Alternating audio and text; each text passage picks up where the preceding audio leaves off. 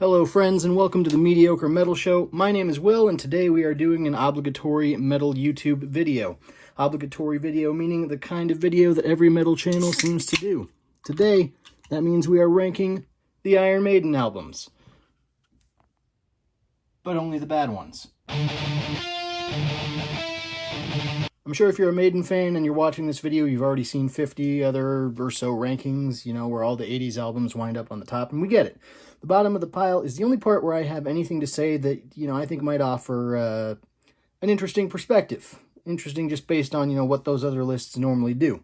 As an alternative title to this video, let me tell you right now that it's basically, an alternative title to this video might be, In Defense of Virtual 11. Nearly every ranking that you see out there will put this album dead last. There might be a few people who were kids when it came out, and it was their first Maiden album, and so they give it a nostalgia boost up there. But, almost universally, this is ranked as the worst of the albums.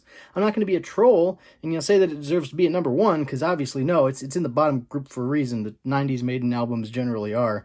That's not a hill I'm going to die on, or anyone should, but it's not the worst. I will argue that it is not the worst Maiden album. Now, this ranking is based strictly on how much I personally like and listen to the albums. It's not meant to be an analysis of what's musically the best or the best produced. It's a subjective list. I can barely play Smoke on the Water on bass, so I am not qualified to, rank these albums judgmentally. But there's certain parts of it that, I feel kind of strong about in a nerdy way, and I'm happy to share it. So, Virtual 11 usually ranked last, and I've always had a hard time processing that fact when the X Factor exists. So in 16th place is the X Factor, the first of the two Blaze Bayley albums. Usually this album is ranked just above Virtual 11. Sometimes people will put it above No Prayer for the Dying, but it's rarely last because it gets hailed as this really dark, brooding, experimental album. We know Steve Harris was in kind of a bad headspace when he wrote it, and so it's it's a lot gloomier than any Maiden album made up to that point, and really gloomier than any Maiden album since. There's parts of A Matter of Life and Death and maybe the Book of Souls that come close, but not quite the same level. First of all, for me personally, this is the only Maiden album that can put me to sleep standing up. I have tried to like it. I gotta tell you, this isn't just because I listened to it once and I want to sound like I know everything. I really tried.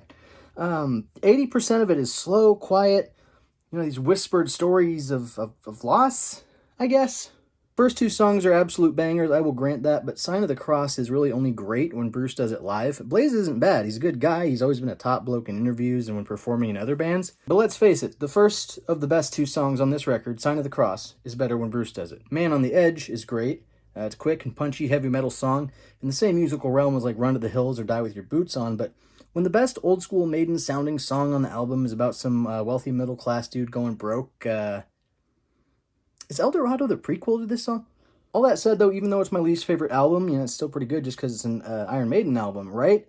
Honestly, not to me. I cannot even finish songs on this album. It's boring and quiet to me. I'm sorry. It is what it is. Again, I have tried. It's literally the only Maiden album that I cannot finish in a single sitting. I can even handle the feature-length film that is The Book of Souls if I'm driving a long distance. I love that album, but I cannot... I can barely stand the X Factor. If the X Factor had been my first Maiden album, there is a very good chance that I wouldn't have delved any further, or at least not that quickly. But, I can't say the same for Virtual 11. I can listen to Virtual 11 all the way through, with the exception of one song, and you already know which one that is. But as far as being a part of the signature Maiden sound, I would argue that Virtual 11 is a lot closer to the mark, and I've never understood why so many people disagree. But we'll go to that in a minute. First, what other albums do I enjoy and listen to less than Virtual 11? At 15th place, we have No Prayer for the Dying. Another easy target for the bottom of these lists. It does not piss me off in the way the X Factor does. If you want to hear a good defense of this album, I would recommend The Ranking by Bryce Talks Metal. For me, though, it just doesn't have much that I want to come back to. It really breaks dramatically from the sound that Maiden had established up to that point.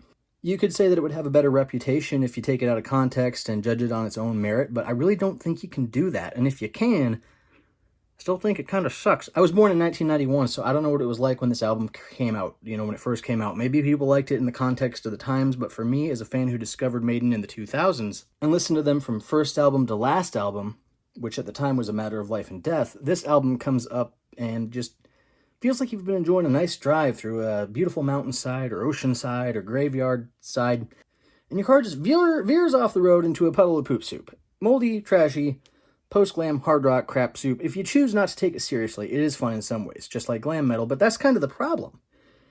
It sounds like it wasn't meant to be taken seriously. The heavy themes are certainly there. You know, Running Silent, Running Deep is one of my more enjoyed water-based Maiden songs, right up there with Rhyme of the Ancient Mariner, Where the River Runs Deep, The Talisman, Ballad of Michael Phelps, but they aren't the same. Bring Your Daughter to the Slaughter was Maiden's most successful single, like, ever at that point, and honestly, it's kind of cringe to me. Public Enemy #1 is some kind of proto-Blink-182 sounding title. Kind of like the evolution of the Beatles, except instead of doing drugs, they hit their midlife crisis rollerblading dad phase. Am I insane enough to argue that Virtual 11 would have been a less soupy drive if it had taken No Prayer for the Dying's place in the birth order? I am insane enough to say that, and I do listen to Virtual 11 more than No Prayer for the Dying. I am also about to commit true blasphemy by saying that I listen to it more than the next entry on this list. Tied at 14th and 13th place are both of the Phil Diano albums. Now, before I say another word, remember that this is strictly subjective. I get that there is a lot of love for Killers and that it should be higher on this list. Most people put it at number 2 or 3. I get that both of these should be considered well-written material, and they are, and I get that people do listen to them a lot more, but remember what I said earlier? I was born in 91, and I like the prevalent, 80s Maiden sound. When I first started listening to every album in order, these two albums just kind of felt like, a different vibe, a different band that would become Iron Maiden, this proto-Maiden. I'm sure I would feel very differently if I'd been part of the new wave of British heavy metal as a kid. A lot of people that were there when Maiden was new love these albums more than anything that came after, but I wouldn't be born for 20 years. It is what it is. I don't look at the Number of the Beast as overrated or a moment of selling out. I look at it as the inception of Iron Maiden as a genre-defining group. I do not hate these albums. They just have I would say, antiquated quality to them in my ears, and I just don't listen to them that much. Sorry, not sorry, and can't really embellish any further on that. This next one was hard. I really, really, really thought about putting Virtual 11 in here and now, but after thinking about it, I'm going to have to put Fear of the Dark in 12th place. I like Fear of the Dark. I feel like it corrects a lot of the anti-seriousness on No Prayer for the Dying. It's a much more mature take on the sound they were going for there, and, it was a more... If this was a more objective list, I would have to say that it's definitely the best of the 90s albums, and I can dig it when people put it higher on their own lists. I think it would be fair to tie it with Virtual 11 for listening time, for me, personally. Not only did it produce the greatest live Maiden song with the title track, but there are underrated gems like Childhood's End and Judas My Guide. Judas My Guide is criminally underrated. I want to hear that song live someday, and I never thought that I would. That was until the last tour when they went ahead and put Flight of Icarus back on the set list for Legacy of the Beast. That was a move that gave me, and I'm sure a lot of people, hope for Judas My Guide, and maybe even Alexander the Great, whenever live shows are a thing again. Hell, I'd even stick my neck out for Weekend Warrior. It's a widely panned song, but has it aged that badly? Fun song about liking sports. Don't we almost need that kind of positivity in the world right now? But I guess it's more suited for the previous album. Even just talking about Fear of the Dark right now almost makes me want to put it, ranked over Virtual 11, but I can't do that, and here's why. At 11th place is Virtual 11. It is a poorly named album. It is hated by all. But I enjoy it to a greater degree than most, and I do listen to it a little bit more than the last albums that I ranked here, but before I start defending this Frankenstein's monster, let me get the crap out of the way first. The Angel and the Gambler as a single is the worst song that Maiden ever produced. I don't need to tell you why, you already know. I don't need to tell you why, you already know. I don't need to tell you why, you already know. I don't need to tell you why, you already know. I don't need to... But what about the other 7 songs? Future Real is a banger and arguably the only Blaze song that Bruce doesn't do better. Fantastic energy in that song. Also on this album is the freaking Klansman. After Fear of the Dark, this is the best song to come from 90s Maiden. You know what album doesn't have that? The X Factor. If you think Sign of the Cross is a better song and a better live song than the Klansman, it may be fair. I'm not going to fight about it, but I think they're at least on even standing. Lightning Strikes Twice and When Two Worlds Collide. Big Power Man 5000 vibes with that title. Both very underrated, rarely talked about, catchy songs. In my opinion, they fit the mold of the classic Maiden sound. They mix catchiness and melody with heaviness. The Educated Fool and Don't Look to the Eyes of the Stranger, maybe not as memorable, but it blows my mind that people call these songs dull and lifeless, when again, the X Factor exists. And Como Esta Amigos is a slow song that kind of fits the theme appropriately and closes out the album on a mellow note, not on a mellow hour. Is Virtual 11 the best Maiden album? No. Is it objectively better arranged than the albums that I just ranked? No.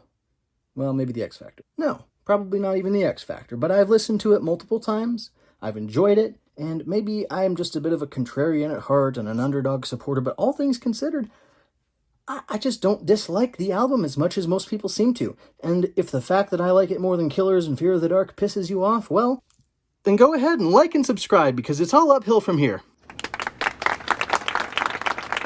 Most of the time, it doesn't even sound like that there are more than 3 people in the band.